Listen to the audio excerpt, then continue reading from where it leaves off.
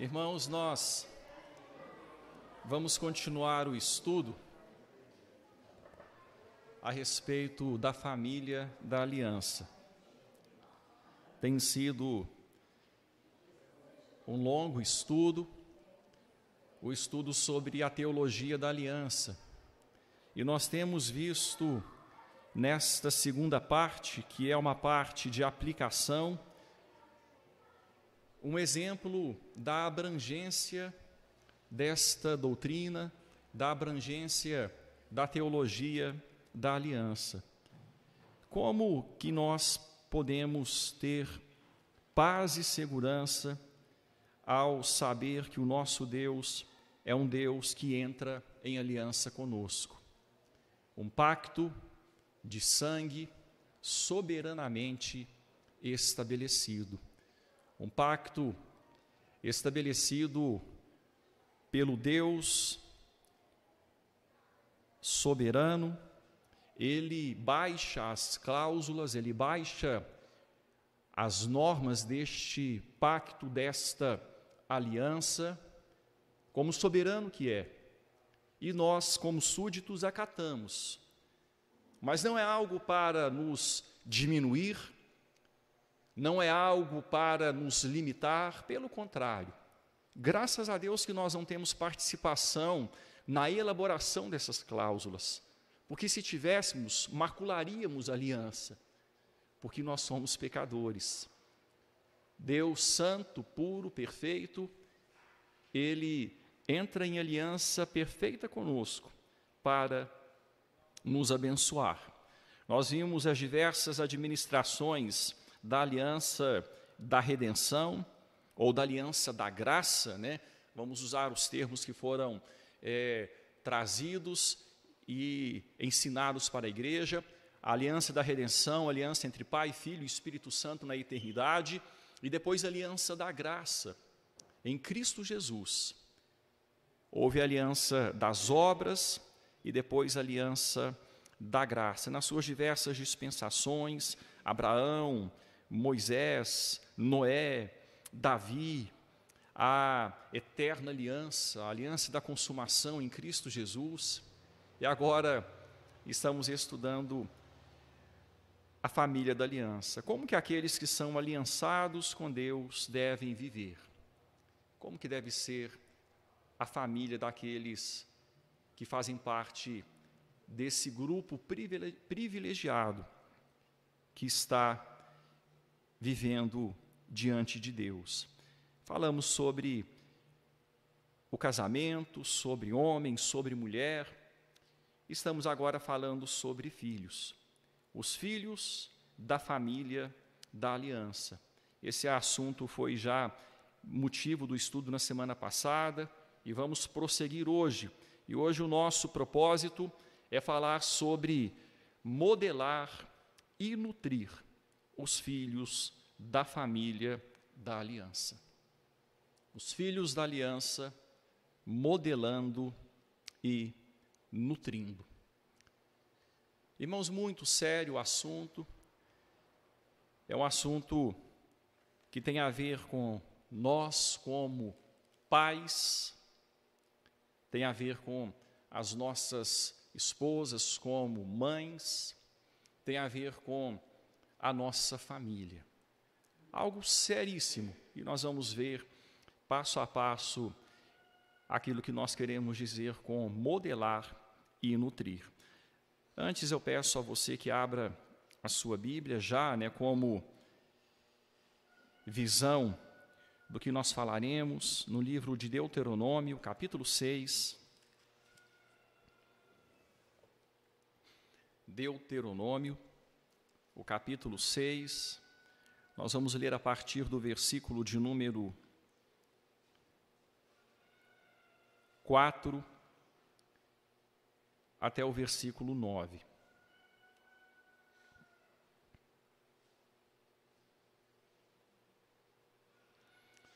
Faremos a leitura de forma responsiva. Deuteronômio, quarto livro de Moisés, Gênesis, Êxodo, Levítico, aliás, o quinto, Números, Deuteronômio. o 5º livro da lei, capítulo 6, versículos 4 a 9. Leiamos de forma responsiva. Ouve, Israel, o Senhor nosso Deus é o único Senhor.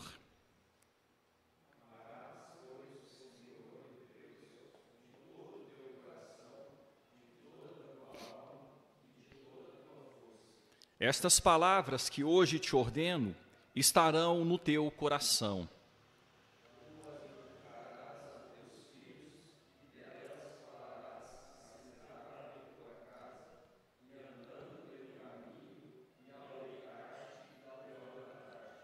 Também as atarás como sinal na tua mão e te serão por frontal entre os olhos.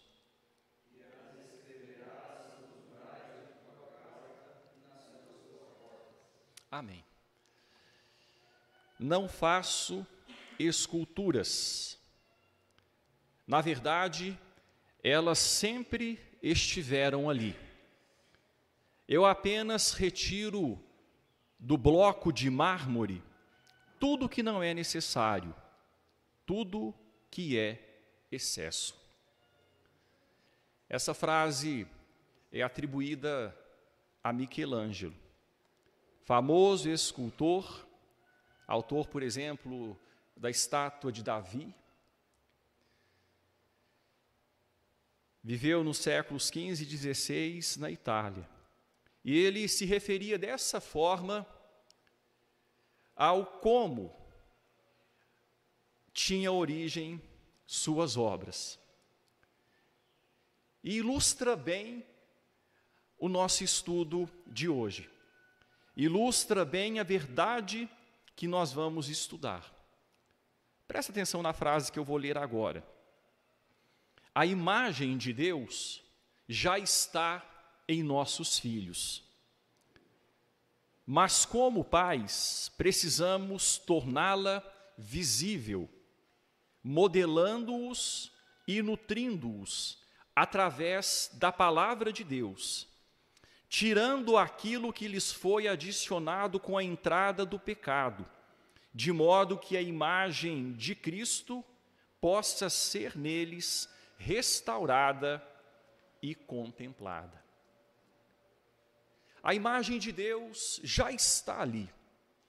Quando os nossos filhos nascem, eles já nascem portadores desta glória. Trazem consigo a imagem de Deus. Mas eles são como um bloco de mármore. A obra está ali, só que a gente precisa tirar o excesso.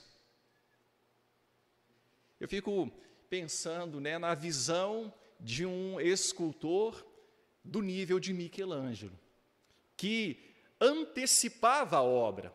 Ele olhava para aquele bloco de mármore e ali ele via a obra. Ele tinha aquela visão prévia. É isso que eu vou fazer. Então eu vou tirar aquilo que está sobrando. Eu vou tirar aquilo que impede a obra de ser vista. Irmãos, é esta a ideia do modelar dentro da família da aliança. O modelar. Vamos observar então, nós temos alguns pontos no nosso estudo, e o primeiro ponto que nós vamos destacar é a natureza dos filhos da aliança. A natureza dos filhos da aliança. Tendo em vista, irmãos, o estudo de semana passada, que foi ministrado pelo pastor Vitor, e tendo em vista aquilo que nós já antecipamos aqui, já dissemos aqui, eu gostaria que nós conversássemos um pouquinho sobre a natureza dos nossos filhos. Quem são os nossos filhos? Qual é a natureza, a essência ontológica, por assim dizer, dentro dos termos que são tratados na teologia? Qual é a natureza ontológica ou essência dos nossos filhos? É a pergunta que eu faço para os irmãos, para a gente conversar um pouco.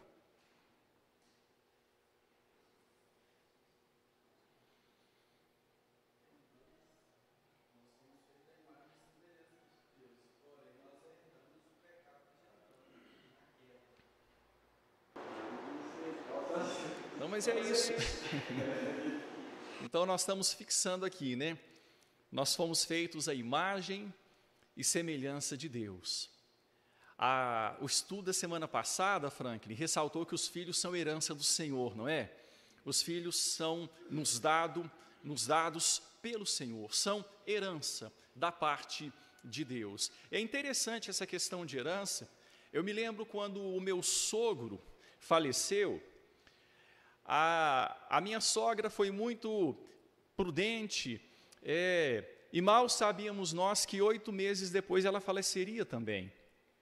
Então, o meu sogro faleceu e ela disse o seguinte: olha, vamos olhar essas questões todas de bens, essas questões todas de herança, porque é melhor fazer isso antes, fazer isso agora, fazer isso logo.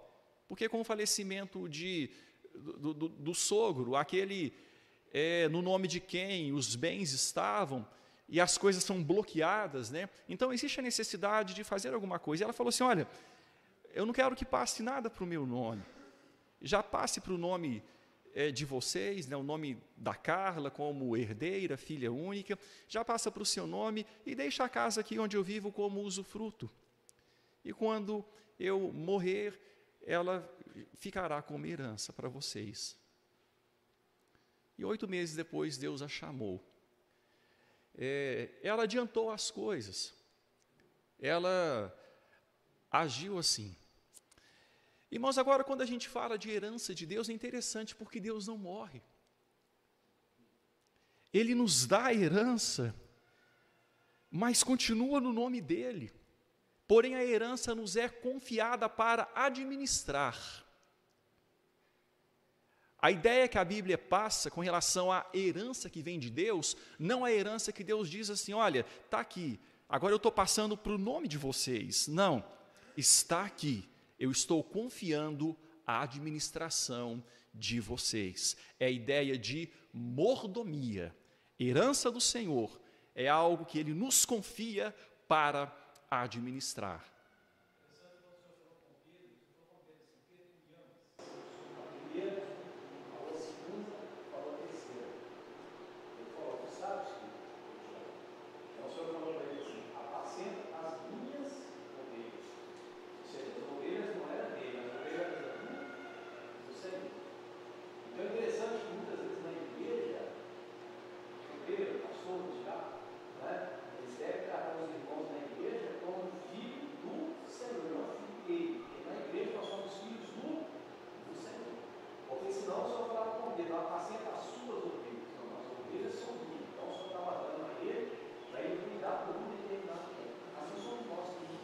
Exatamente.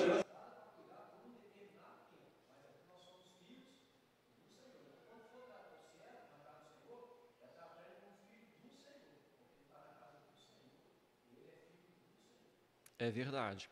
O pastor, quando a gente fala de igreja, né, o pastor é um servo, que é ovelha também, que está ali com uma função de liderar, orientar, mas ele também é liderado e é orientado pelo pastor supremo, o pastor dos pastores. Quando o supremo pastor se manifestar, aí ele é que vai conduzir todo o rebanho, né, continuar conduzindo, mas de forma direta, e dará a recompensa a cada um, né? Então é assim na nossa família também. Os filhos são herança do Senhor, mas confiados a nós para mordomia, para administração. E eles são deformados pela queda. A imagem criada foi deformada pela queda. E o trabalho dos pais é restaurar esta imagem. A imagem criada, deformada, precisa ser restaurada. E aí nós entramos com as ferramentas. Nós entramos como escultores para lapidar em nossos filhos aquilo que Deus espera de nós. Precisamos modelá-los. Irmãos, e é esse o sentido do termo inculcar, que nós lemos em Deuteronômio capítulo 6. Estas palavras que hoje vos ordeno estarão sempre no teu coração. Essas palavras que hoje te ordeno estarão sempre no teu coração. Tu as inculcarás a teus filhos. É um trabalho dos pais. Inculcar nos filhos, modelar. Pegar os cinzéis, pegar as ferramentas e ir trabalhando. Ir tirando, passo a passo, pouco a pouco, à medida que os filhos vão compreendendo, à medida que a natureza pecaminosa vai ou for se manifestando, então nós vamos ali, de forma lenta, gradual, paulatina, mas constante, perseverante, ininterrupta, um trabalho intenso, extenso, em dependência do Senhor, sempre, em dependência do Senhor. E é interessante que é um trabalho de pai e de mãe, juntos, pai e mãe, devem fazer este trabalho de modelagem, juntos. O que é que isso pressupõe aqui, irmãos? Quando fala que juntos pai e mãe devem fazer este trabalho de modelagem, o que é que isso pressupõe? Algo que já foi estudado aqui dentro da doutrina da família da aliança. Para pai e mãe juntos fazerem este trabalho de modelagem, o que é que precisa estar na vida do pai e da mãe?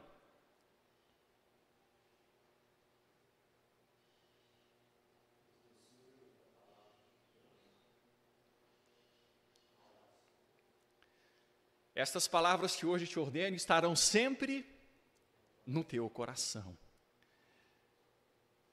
Precisa estar no coração do pai e da mãe estas palavras. O que isso pressupõe? O casamento no Senhor. Pressupõe o casamento no Senhor. Pai e mãe só terão a condição de juntos modelar os filhos se eles forem casados na fé, no Senhor. Se a aliança entre homem e mulher tiver sido feita em aliança com Deus. Um homem, um jovem, servo de Deus, que se une a uma mulher, serva de Deus, no altar de Deus, aliançando-se um com o outro, em aliança com o Senhor. Vocês estão percebendo, irmãos, o valor do casamento no Senhor? Que o casamento onde não há a mesma fé, ele já entra contaminado na sua origem, desagradando o Senhor e nos impedindo de fazer aquilo que Deus espera que nós façamos na nossa caminhada conjugal.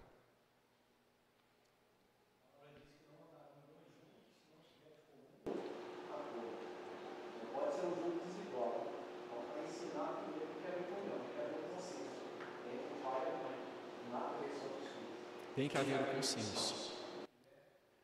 Os filhos vão ficar desorientados e vão ser muito prejudicados, muito prejudicados.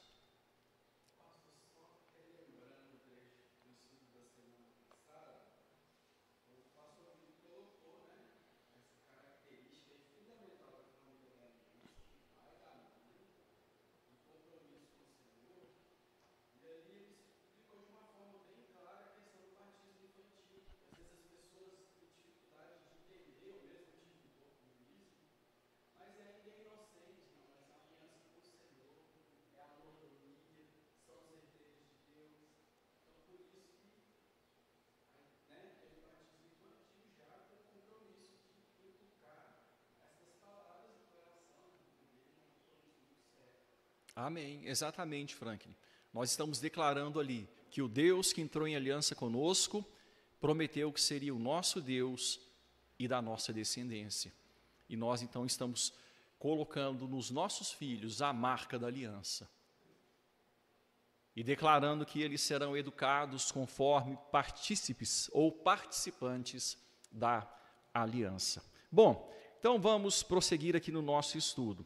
Inculcar a modelagem é necessária, pois os filhos da aliança, embora privilegiados por serem filhos da aliança, por nascerem em ambiente cristão, são concebidos e nascidos em pecado. Correto, gente? Os nossos filhos são concebidos e nascidos em pecado. Davi disse, eu nasci em iniquidade, e em pecado me concebeu minha mãe. Irmãos, o trabalho é grande, o trabalho é cansativo. Ser pai e ser mãe da aliança não é apenas alimentar e vestir os filhos, não é apenas também alimentar, vestir e trazer à igreja. Além disso, é orar ininterruptamente pelos filhos, é ensinar aos filhos em todo o tempo, em toda circunstância. É um trabalho exaustivo em muitos momentos, repetitivo, enfadonho em muitos momentos. É um trabalho que muitas vezes será feito contra a nossa vontade. Às vezes estaremos desanimados, cansados, mas é um trabalho que precisa ser feito, porque os nossos filhos, como nós, foram concebidos e nascidos em pecado, e o coração dos nossos filhos é corrupto e inclinado, desde o nascimento, desde a concepção, para se afastar de Deus. Quando a gente fala a respeito disso, irmãos, a gente para refletir e fala, meu Deus, de fato, é uma obra muito importante. O coração dos nossos filhos, por natureza, se afasta de Deus. A gente precisa trazer de volta para o Senhor. E aí o trabalho de modelagem, aí o trabalho de inculcar. Os nossos filhos necessitam. Os irmãos se lembram da semana passada, quando o texto de Provérbios 22, versículo 6 foi lido também, quando a palavra diz, ensina teu filho no caminho que deve andar, e ainda quando for velho não se desviará dele.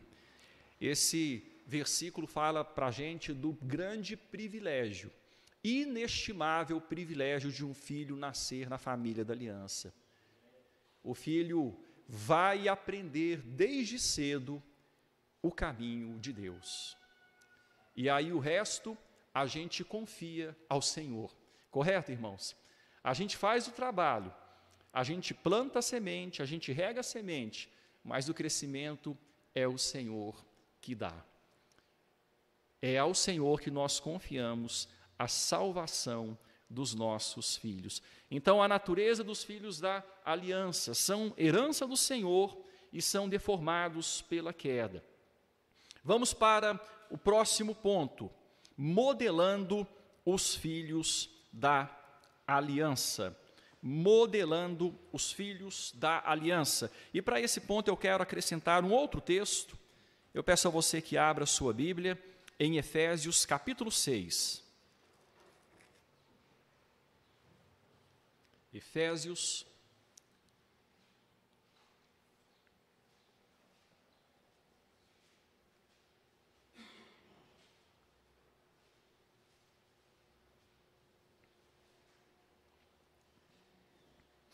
capítulo 6, versículos 1, 2 e 3. Peço um dos irmãos que já encontrou o texto, que leia, por favor.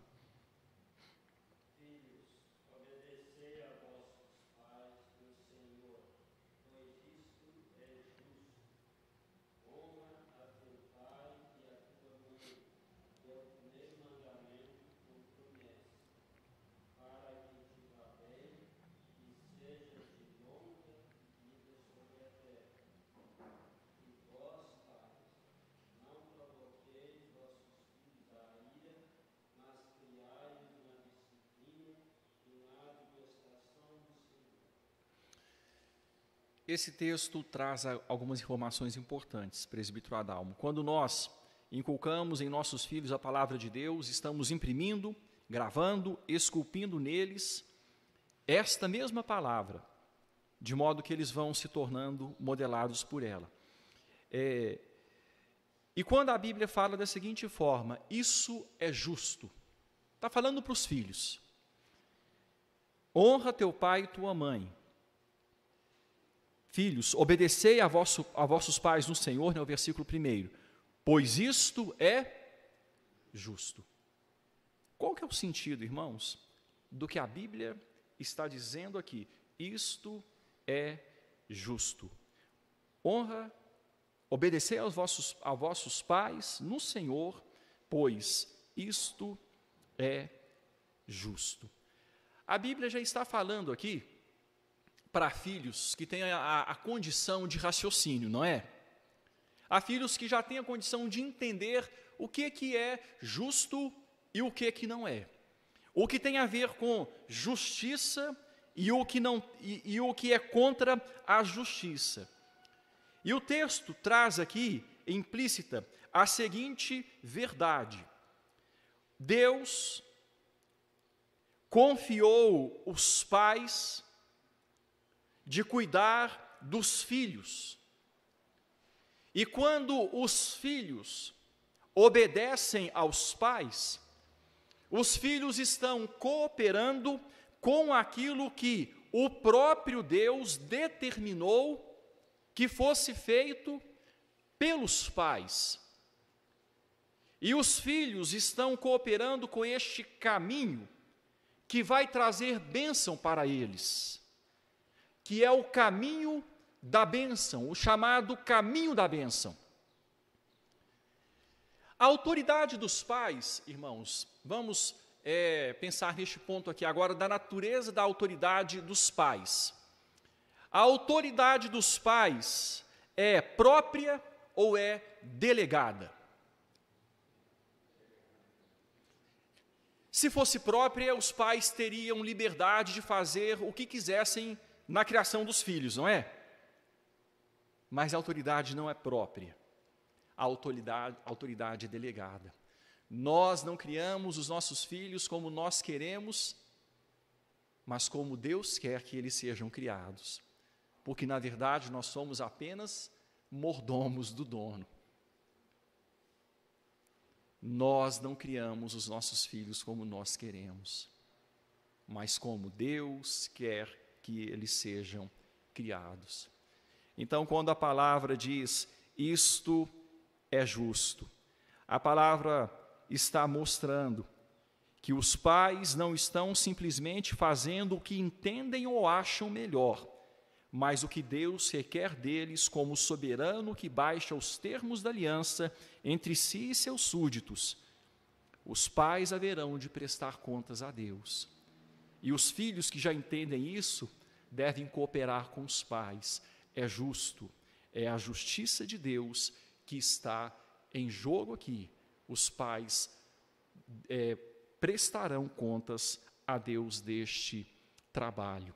E os filhos, a partir do momento da razão, prestarão contas a Deus também. E na continuação, o texto vai dizer, é o primeiro mandamento com promessa. É o caminho da bênção. Filho, você quer ser abençoado? Quer ter longa vida? Quer que as coisas caminhem bem para você nesta terra? Se submetam assim. Ajam dessa forma, porque esse vai ser o fundamento de uma vida próspera. Este vai ser o fundamento de uma vida abençoada. Ok, irmãos?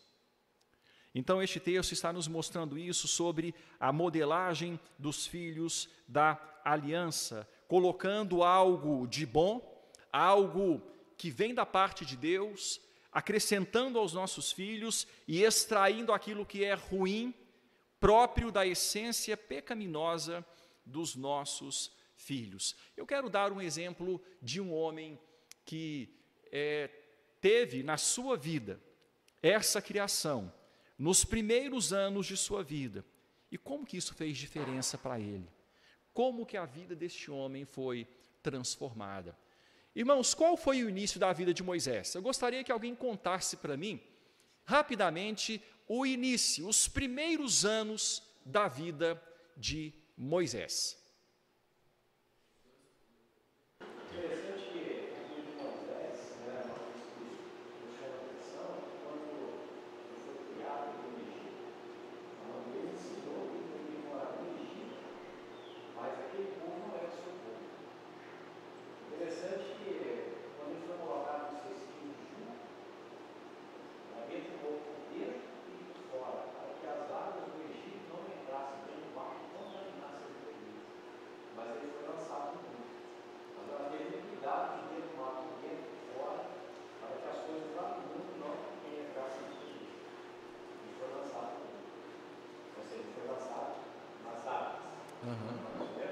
Ok, joia.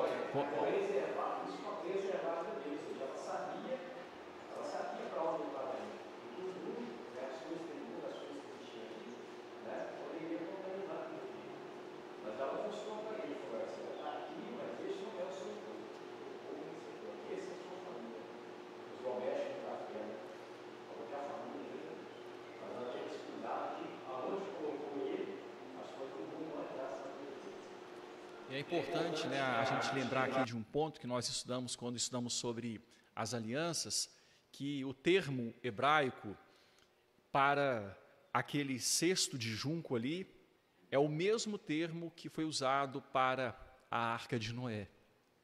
É o mesmo tempo, uma arca. É o mesmo termo hebraico.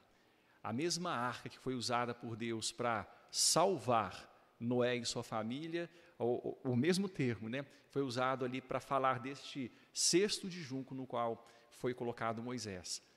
Isso aí remete muito ao que nós estamos estudando. Então, você vai ensinar o seu filho, seja lá na mesa, seja andando, aonde quer que esteja, você vai mostrar para ele, ou seja, ele vai estar lá no mundo, você não vai conseguir aprender o tempo todo. Mas na mente dele, no coração dele, ele tem aquilo que foi ensinado pelos pais. Exatamente. Vamos pensar então nessa primeira parte da vida de Moisés. Onde Moisés passou os seus primeiros anos?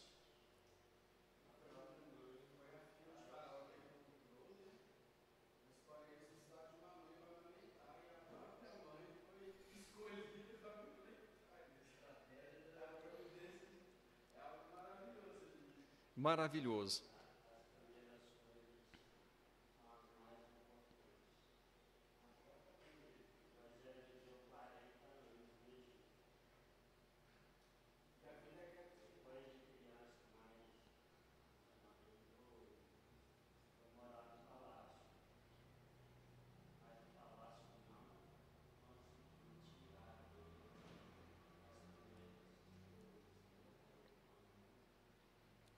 Gente, olha que importante isso, né?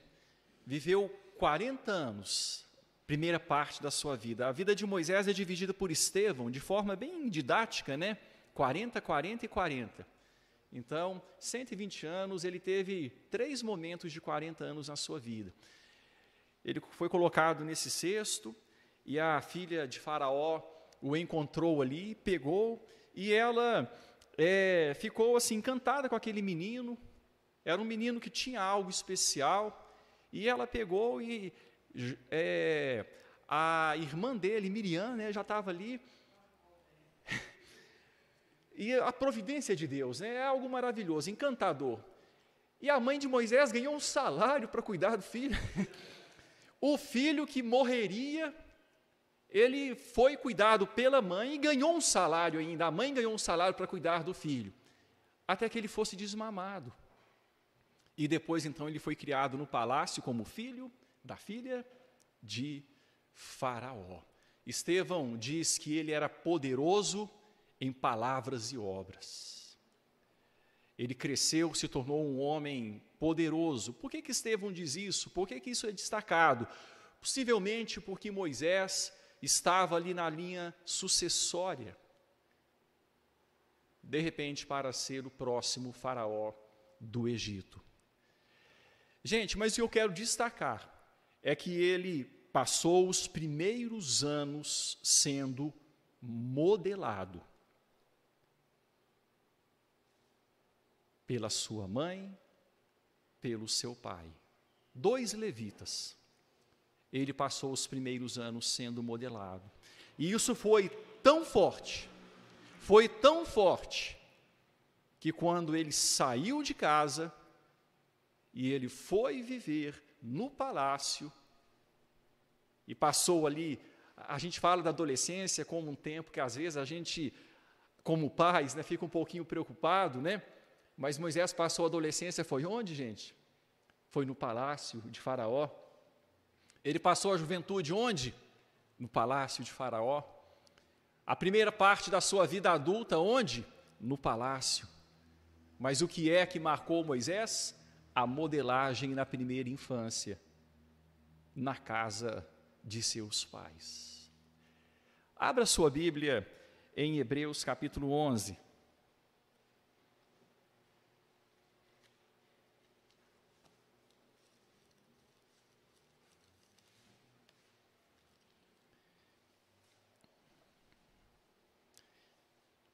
Hebreus 11.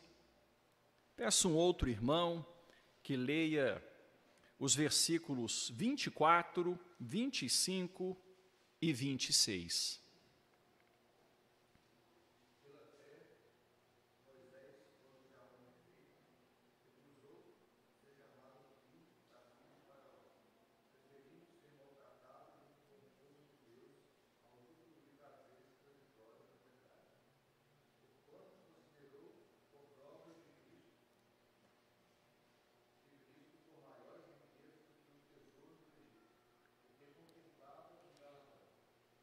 Gente, eu fico impressionado com esse texto, porque o tempo que Moisés teve para receber tudo isso, em comparação com o que veio depois, foi bem limitado. Moisés no palácio foi tratado como parte da realeza.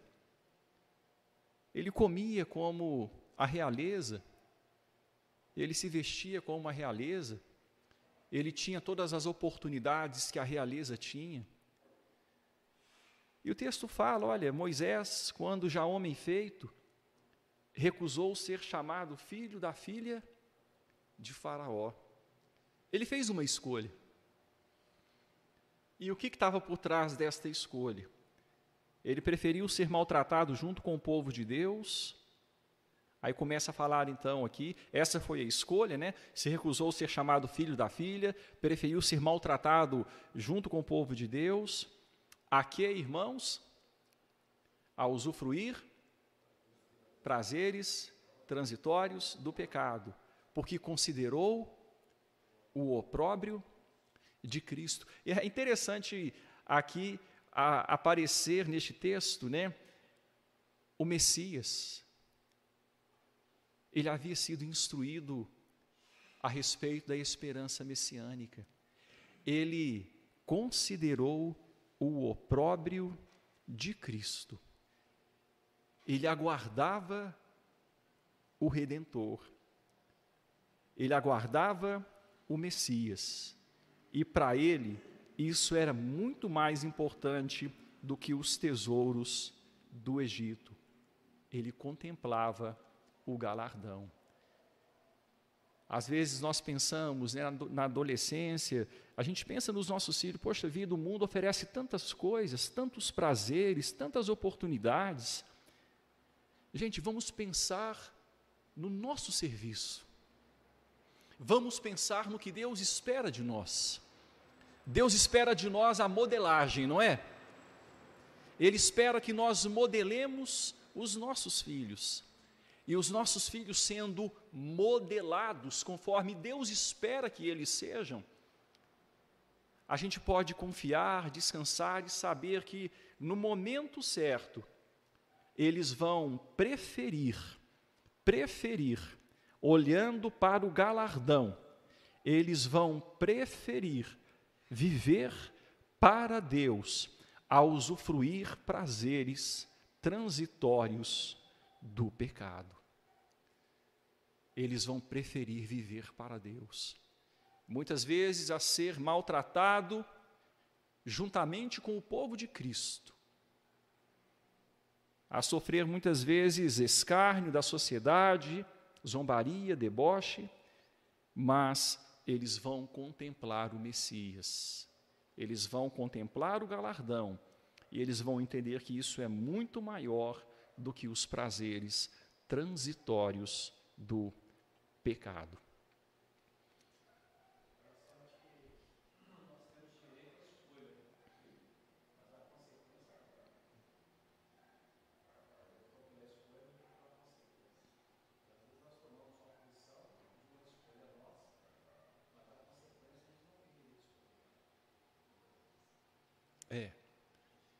Então, quando a gente toma na confiança em Deus as escolhas certas, né? A gente pode confiar as consequências a Ele. Quando a gente toma as escolhas certas, a gente pode descansar, não é, meu irmão?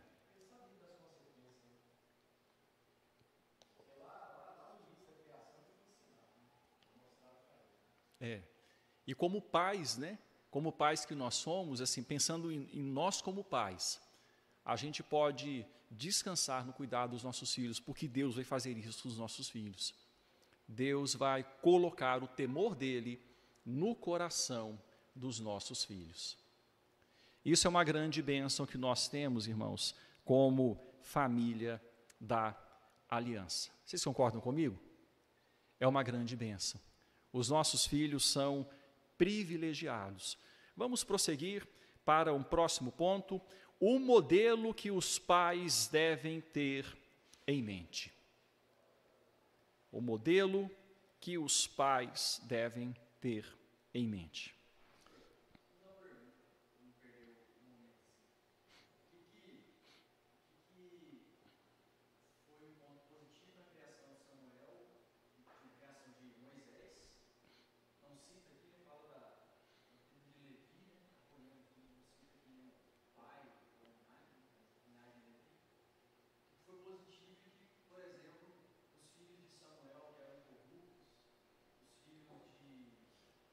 Eli,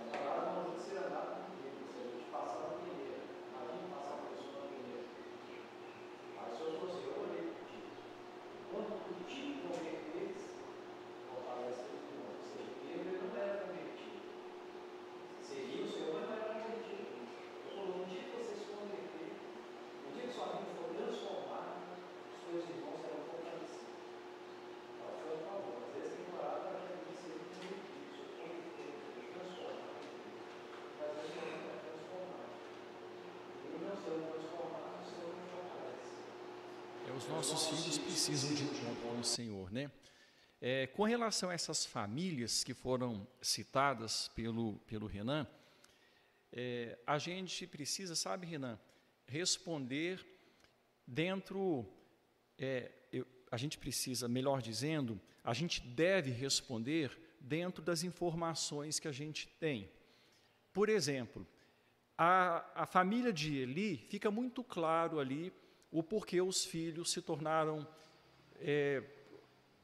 filhos execráveis. A palavra chega a usar esse termo, né? Execráveis diante de Deus, sem nenhum temor ao Senhor.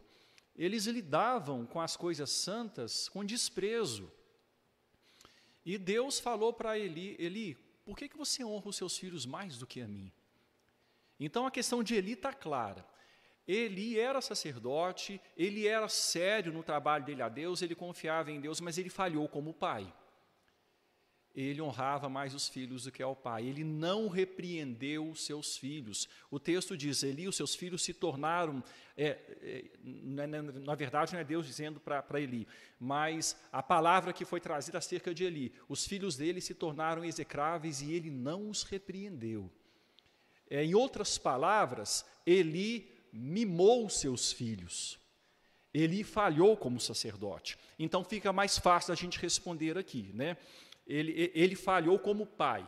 Ele cumpriu a sua profissão, vamos dizer assim, como sacerdote chamado, a sua vocação, mas falhou como pai.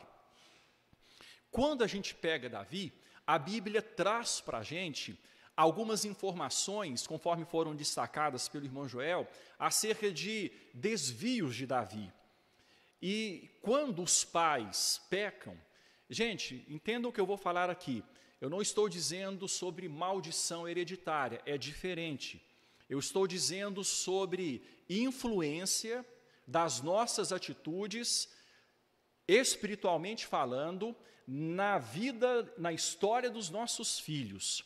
A palavra de Deus diz o seguinte: eu sou o teu Deus, que faço misericórdia até 1000 gerações daqueles que me amam e guardam os meus caminhos, mas visito a iniquidade dos pais nos filhos até 3ª e 4ª geração daqueles que me aborrecem.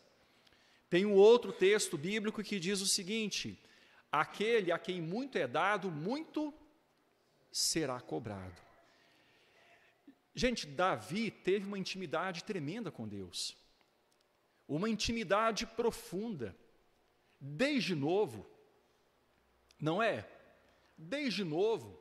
Tanto é que quando ele foi escolhido, ninguém dava nada por Davi, mas Deus já estava trabalhando nele, e ele não precisou se defender.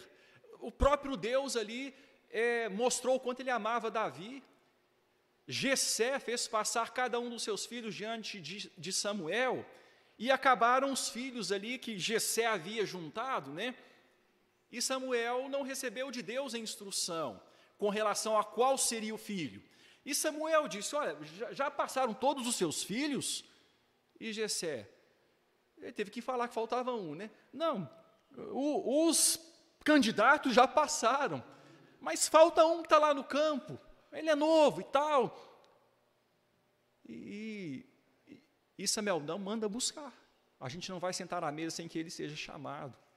E chegou lá, então, era ele, e Deus mandou ungir Davi, e ele foi ungido, e a partir dali, Deus começou a se revelar ainda mais em Davi e tal, e ele cresceu, e Deus foi dando Davi prosperidade, Davi se tornou um homem de renome, e de repente Davi comete aqueles vacilos que ele cometeu, que todos nós conhecemos, tantos erros contra Deus, e Deus falou para Davi, através do profeta Natan: Davi, por que você me desprezou? Pesado, né, Renan? Davi, por que você me desprezou?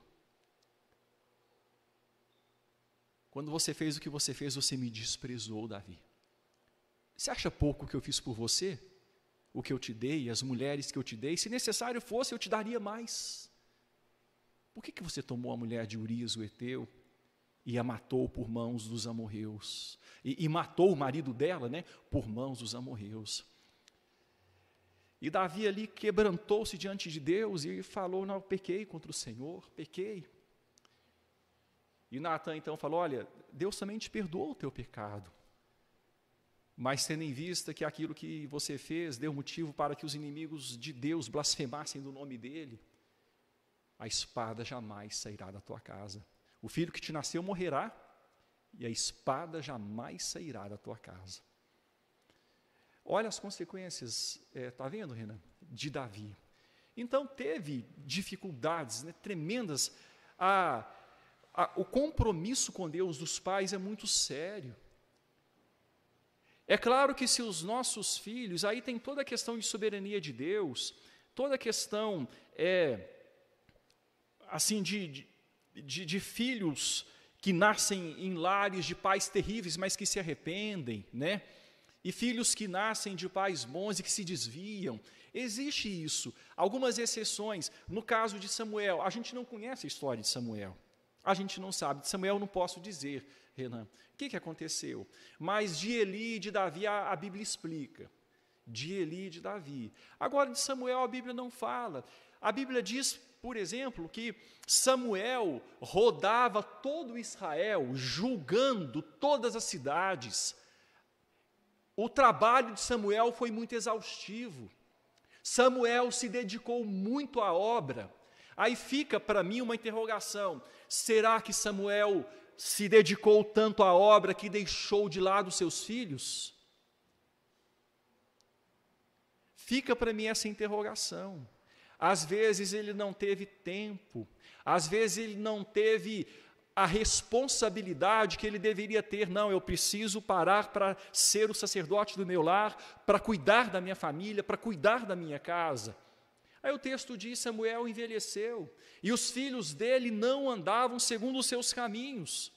E o povo falou: olha, Samuel, nós queremos um rei. O filho não fala, o texto não fala exatamente assim, em detalhes, de qual era o comportamento dos filhos, mas eles haviam se afastado, de certa forma, do Senhor, em certo grau. Mas então eu acho que a gente precisa, Renan, dentro da revelação bíblica, caminhar dentro daquilo que está claro. Então, se a Bíblia fala a nossa responsabilidade, fala das promessas anexas, vinculadas às responsabilidades, então a gente fala: Deus, eu estou fazendo o melhor que eu posso, mas por mais que eu faça o melhor que eu posso, eu vou errar, eu vou falhar, mas o Senhor sabe que eu estou tentando, o Senhor sabe que eu estou agindo, né? O Senhor sabe que eu estou lutando, o Senhor tem misericórdia da minha família, tem misericórdia dos meus filhos, chama-os a Ti, inclina o coração deles ao Senhor, converta-os ao Senhor, faz a obra que só o Senhor pode fazer. Então eu creio que é aí que a gente deve ficar. Agora, o pecado deliberado, ele traz visitação, consequências, né? O pecado deliberado, ele traz maldição. Entendam os irmãos que quando eu falo maldição, não é aquela maldição hereditária, porque a alma que pecar, esta morrerá. Mas os nossos filhos são influenciados, não determinados, mas eles são influenciados pelo nosso pecado. Correto, gente? É por isso que a bênção de ser criado na família da aliança pressupõe que pai e mãe vão viver. A gente vai entrar nesse ponto aqui agora. Pai e mãe vão viver a aliança. E pai e mãe serão modelos para os filhos.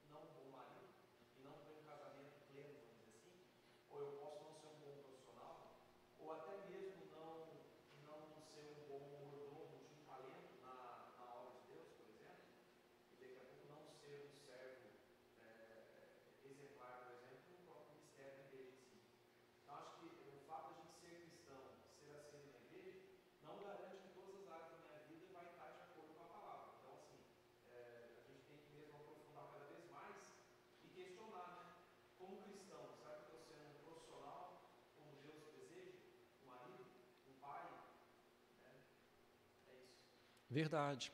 Dia após dia, né, Renan? Vida no altar. Vida no altar do Senhor. A gente precisa. A igreja é bênção de Deus. Ajuda muito a gente, mas não é o trabalho todo.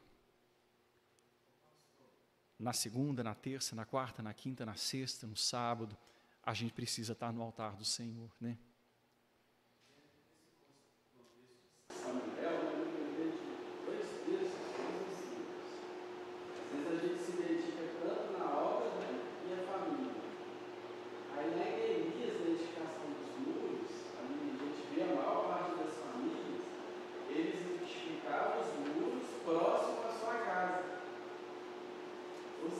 Fazia a obra, mas sempre perto da casa. Né? Teve alguns que foram ajudar outras regiões, mas a gente deu cuidado ali. Um dos que chama atenção ele fala assim, ó, pelejar pelas vossas esposas, vossos filhos, pela família, porque o inimigo estava sondando. E na vida de Moisés também eu acho interessante que no primeiro momento Moisés vai sozinho ao Egito. Aí depois Zípora, né, sua esposa, ela viu, se não, vou acompanhar meu marido dele junto com os filhos, porque ela entendeu também que a missão dele era grande, mas era importante ela estar ao lado dele para conseguir executar aquela missão. Então a gente fala, às vezes, é achar que é só dedicar a obra, né? Mas a gente precisa da família também, tomar acesso, e nada melhor que o Renan quer, né? Eu quero me dedicar a obra, mas eu quero ver os frutos na vida dos meus filhos também. Acho que não tem nada mais gratificante. Sim, a gente precisa entender as prioridades, né? Não deixar a família por causa da obra. Entendendo que a família é parte da obra de Deus, né? Do nosso serviço ao Senhor. Bom, então, prosseguindo a respeito do modelo que os pais devem ter em mente. A gente, irmãos, não produz cristãos em série, no sentido assim de uma linha de montagem de uma fábrica, sai todo mundo igualzinho, né? Os nossos filhos todos iguaizinhos, os membros da igreja todos iguaizinhos, e graças a Deus que não é assim. Cada filho tem sua personalidade, tem seus dons, seus talentos, suas particularidades, suas potencialidades. Nós não devemos desprezar isso, mas devemos modelá-los conforme a imagem de Cristo. Cristo deve ser visto neles conforme eles são. Dá para entender isso? A glória de Cristo, a multiforme graça de Deus, a multiforme sabedoria, e a glória de Cristo, que é muito maior do que cada um de nós, na nossa individualidade, vai ser manifestada nos nossos filhos também, segundo Deus mesmo os fez. Então, modelar os nossos filhos não quer dizer que eles vão ficar todos iguaizinhos. Quer dizer que naquilo que eles são, eles deverão refletir a glória de Cristo, a glória de Deus. O modelo é Cristo. Nós estamos sendo modelados à imagem de Cristo. E os nossos filhos devem ser modelados à imagem de Cristo. É assim que a palavra fala. Ele é o primogênito entre muitos irmãos, diz o texto de Romanos 8, 28 a 30. Esse é o propósito de Deus, que sejamos conformes à imagem de seu Filho. E cada um de nós manifestando de uma forma. E juntos, na nossa família, nós vamos ser mais ricos do que as partes isoladas. E na igreja, juntos, nós vamos ser mais ricos do que se estivéssemos separados. Porque a particularidade do irmão vai acrescentar à minha vida. Nós somos diferentes e a glória de Cristo deve ser manifestada de forma diferente, de acordo com as nossas particularidades em todos nós. Então, irmãos, nós vamos moldando os nossos filhos. O modelo é Cristo. E à medida que nós vamos moldando os nossos filhos vão sendo formados à imagem de Cristo e habilitados a quando constituírem suas próprias famílias, prosseguirem a obra.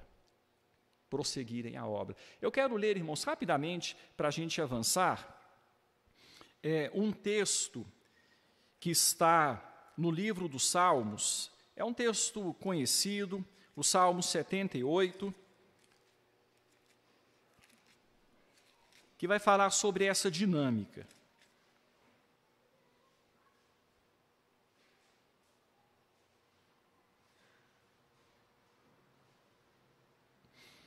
Salmo 78, o texto diz assim, eu vou ler bem rapidinho aqui, para a gente avançar. Escutai, povo meu, a minha lei, prestai ouvidos às palavras da minha boca, abrirei os meus lábios em parábolas e publicarei enigmas dos tempos antigos. O que ouvimos e aprendemos, o que nos contaram nossos pais, não o encobriremos a seus filhos. Contaremos à vindoura geração os louvores do Senhor, o seu poder, as maravilhas que fez. Ele estabeleceu um testemunho em Jacó, instituiu uma lei em Israel e ordenou a nossos pais que os transmitissem a seus filhos, a fim de que a nova geração os conhecesse, filhos que ainda hão de nascer, se levantassem e, por sua vez, os referissem aos seus descendentes, para que pusessem em Deus a sua confiança e não se esquecessem dos feitos de Deus, mas lhe observassem os mandamentos e que não fossem como seus pais, geração obstinada e rebelde, cujo geração de coração inconstante e cujo espírito não foi fiel a Deus. Vocês estão vendo, irmãos, aqui o plano de Deus? Filhos nascidos em lares da aliança sendo modelados, e sendo modelados constituindo novos lares da aliança e modelando seus filhos, as novas gerações, até o fim, até a volta de Cristo Jesus. No fim das contas, é este o propósito da educação de filhos. Os nossos filhos prosseguindo a obra. Os nossos filhos sendo modelados por nós e depois de serem modelados por nós, modelando os seus filhos, a outra geração, da mesma forma que eles foram modelados. Então Deus tem este propósito, filhos que ainda hão de nascer. Irmãos, aí a gente vê no livro de Josué, no livro dos Juízes, quando o texto bíblico diz assim, que morreu Josué e toda aquela geração, e levantou-se após aquela geração, uma geração que não conhecia o Senhor. Por que aquela geração não conhecia o Senhor? Porque os pais falharam nessa obra de modelar os filhos. Uma geração que não conhecia o Senhor se levantou. Então nós precisamos, irmãos, nos atentar para esse fato. A educação cristã é modelar os nossos filhos à imagem de Cristo, de modo que eles estejam preparados para modelar as próximas gerações. É essa obra que Deus espera de nós. Por favor, entendam os irmãos que eu vou falar agora. Mais do que formar os nossos filhos como doutores, mais do que ensinar os nossos filhos computação e idiomas, mais do que fazermos os nossos filhos ficarem hábeis em atividades esportivas. Eu estou falando isso, irmãos, porque a sociedade de hoje traz muitas coisas para que a gente passe para os nossos filhos, não é? Os nossos filhos, desde novos, têm a agenda muito cheia.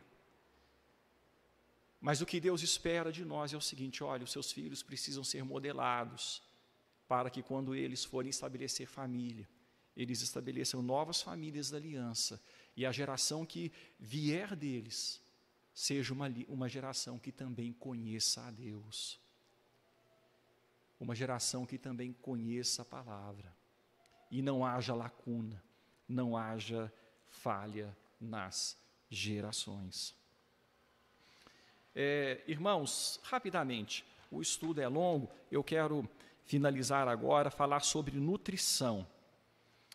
Nutrição dos filhos da aliança. Por que esse termo nutrição? A nutrição dos filhos da aliança tem a ver com o seguinte: nós estamos alimentando filhos que já receberam vida da parte de Deus. Eles estão num contexto muito diferente de filhos que não nascem em lares cristãos. Filhos que nascem em lares não cristãos precisam ser evangelizados. É diferente. Filhos que nascem em lares cristãos precisam ser nutridos. Os nossos filhos precisam ser nutridos. E essa nutrição que nós devemos compartilhar, que nós devemos trabalhar nos nossos filhos, é uma nutrição que tem a ver com a modelagem, conforme nós já vimos, inculcando nos nossos filhos a palavra do Senhor, tirando do bloco de mármore aquilo que é excesso, para que a imagem de Cristo seja vista, a modelagem e, em segundo lugar, a nutrição tem a ver com o exemplo. Os pais devem ilustrar o ensino com o exemplo de vida. Os pais devem ilustrar o ensino com o exemplo de vida. Os nossos filhos precisam, na mente deles, entender: olha, aquilo que o pai me ensinou semana passada, ou que me ensinou hoje de manhã, é aquilo que eu vi ele fazendo agora à tarde, é aquilo que eu vi ele fazendo agora. É isso que ele me ensinou, estou vendo ele fazer. Eu estou enxergando nele exemplo de vida. A nutrição tem a ver com o ensino falado e o ensino visto. Certo, irmãos? Isso é muito importante. A nutrição vista nos nossos filhos. A nutrição acontece à medida que os nossos filhos veem em nós a vivência daquilo que nós os estamos ensinando. Lidar com a verdade, o temor do Senhor em momentos de prova, o autocontrole em momentos de adversidade, o pedir perdão aos outros e a Deus quando nós erramos, mostrar que nós somos falhos, que nós somos frágeis, mas que dependemos de um Deus que nos ama e é misericordioso. A vivência cristã, no dia após dia, e os nossos filhos vão absorvendo isso como uma esponja que eles são, que absorvem muito, muito mais do que a gente percebe. Eles vão ver em nós, e isso vai fazendo diferença na vida deles. Irmãos, por isso, pais cristãos, pais que realmente temem a Deus, dentro do lar, estão vivendo um campo de treinamento para os filhos. Sem que percebam, os filhos estão observando tudo. E isso vai fazer diferença para eles. É mais ou menos aquela ideia de Paulo: sede meus imitadores, como eu também sou de Cristo Jesus. E quero ler um texto rapidamente com os irmãos, que está no Salmo 25.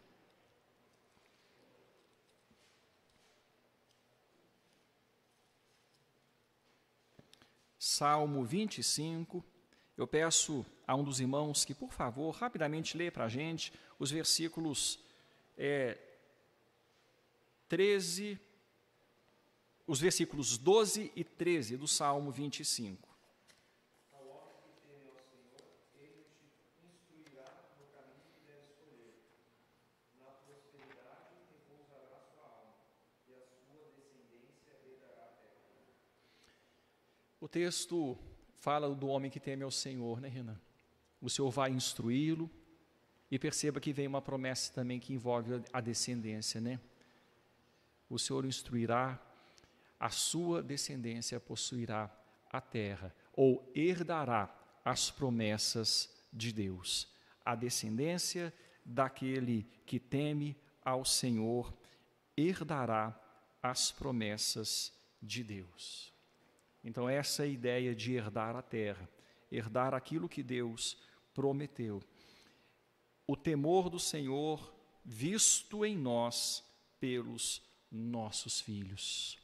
Como nós tememos e trememos diante da palavra, quando nós choramos, quando falhamos com Deus e procuramos, através de arrependimento, voltar ao caminho e fazer a vontade de Deus. Tudo isso faz grande diferença. E, irmãos, e por fim, eu quero finalizar com a nutrição por meio da correção. Nutrição por meio da correção. A nutrição por meio da modelagem, por meio do exemplo, por meio da correção. É aqui que entra a questão da correção física. Quando a gente pensa em animal, é claro que nós não somos um animal irracional, nós somos seres humanos racionais, criados à imagem de Deus, mas vamos pensar nos nossos filhos na sua primeira infância. Filhos que nasceram e ainda são faltos de senso de juízo. E os nossos filhos nascem assim, não é, irmãos? No começo da vida dos nossos filhos, eles vão nos obedecer, não porque eles sabem que devem obedecer, mas porque eles serão ensinados que estão debaixo de autoridade. É mais ou menos o processo que acontece quando um animal é domado. O animal precisa entender que ele está debaixo de autoridade. E o animal é domado. O cachorro obedece o dono. O cavalo obedece àquele que o domou. E quando as orientações são passadas para o cavalo, por aquele que o domou e fez um trabalho bem feito, o cavalo vai responder direitinho. A gente percebe aí na equitação, né, como que aqueles cavaleiros conseguem fazer o cavalo fazer tanta coisa, porque foi domado. Eles se entenderam debaixo de instrução, debaixo de autoridade, na falta da razão. E vai ser essa a sina do cavalo, a sina do cachorro, vão ser domados e vão entender, na falta da razão, que eles estão debaixo de autoridade. É mais ou menos assim com os nossos filhos na primeira infância, enquanto eles estão aprendendo razão. Eles vão estar debaixo de autoridade. E para isso, muitas vezes, será necessário a correção física. Eu creio que está no boletim, irmãos, diversos textos que nós não leremos por causa do tempo, mas que vão explicar isso. O teólogo Van Groningen, teólogo bíblico, né, ele é quem disse essa frase que está aí também no boletim. Deixa eu encontrar aqui para ler para os irmãos. Ok. Há ocasiões em que os tímpanos das crianças são tão grossos que a única maneira de alcançar seus corações e mentes é por meio do bumbum. Essa frase está no contexto da correção física. Há ocasiões em que os tímpanos das crianças são tão grossos que a única maneira de alcançar seus corações e mentes é por meio do bumbum. Isso aqui deve ser entendido dentro da leitura desses textos de Provérbios. Provérbios 10, 13, 13, 24, 22, 15, 23, 13, 14, 29, 15. Eu peço que os irmãos leiam, por favor, em casa, esses textos, que vão nos mostrar a necessidade da vara, a necessidade da correção física, nos primeiros momentos da vida dos nossos filhos, quando eles ainda não entenderem a autoridade e precisarem ser domados como um animal irracional, porque eles ainda não têm o juízo. À medida que a idade da razão chega,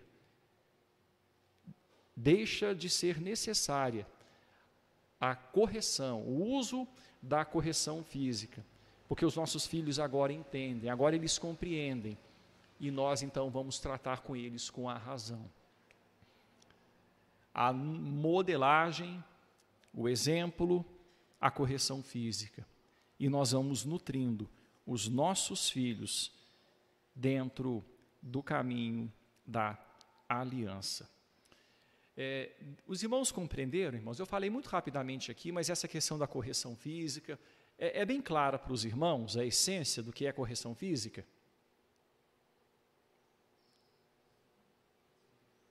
Ok. Oi?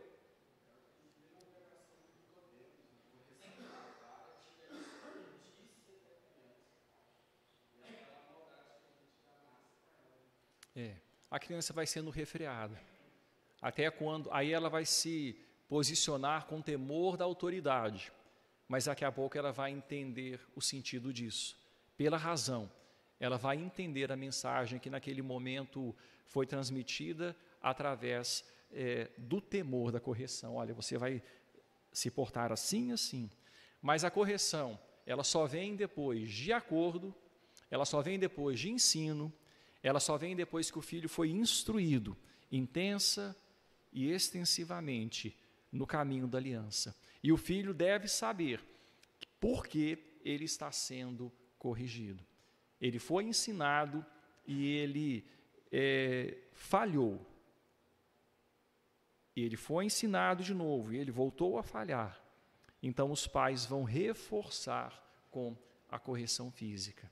Não é espancamento, não é a lei do mais forte, não. Ali os pais estão mostrando, olha, eu estou obedecendo a Deus porque Deus me ama e Deus ama você e Ele quer que você ande nos seus caminhos. E no momento você vai precisar ser corrigido, vai precisar ser disciplinado para aprender justiça. No tempo certo você vai entender. Não. É toda. Sim. Então, irmãos, a nutrição por meio da correção. Bom, para a gente finalizar, modelar e nutrir devem ser feitos consistente e persistentemente, devem acontecer em todo lugar e a toda hora. É o texto que nós lemos no começo, né? Assentado em casa, andando pelo caminho, ao deitar, ao levantar, na testa, nas mãos, né? Conforme as roupas que os judeus usavam, nas portas da casa, nas paredes. O trabalho é realmente exaustivo, mas é o meio de Deus e Ele há de dar forças a seus servos. E por fim, irmãos, a última frase que está aí no estudo, humanamente falando, as famílias da aliança, se as famílias da aliança optarem por não ter filhos, não haverá agentes para perpetuarem o trabalho do reino de Deus na cultura, na sociedade ou nas áreas espirituais da vida, ou dentro do mandato cultural, social e espiritual.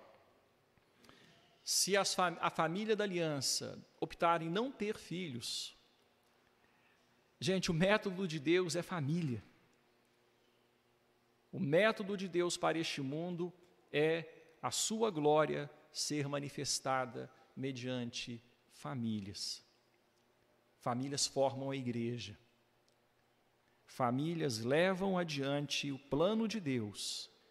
Através de Abraão, todas as famílias da terra serão abençoadas.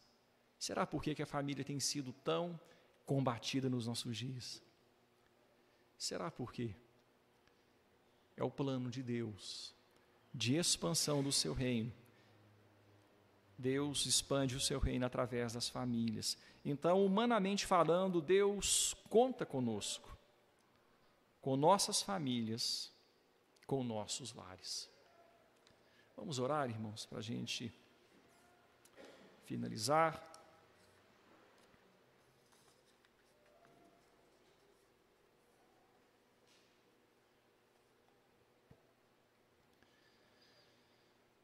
Senhor, fazemos parte, como povo do Senhor, como família da aliança, de um plano que é tão maior que nós mesmos, de uma obra que é eterna, obra da qual homens que foram citados aqui fizeram parte também. Moisés e sua família, Samuel e sua família, Eli e sua família, Davi e sua família,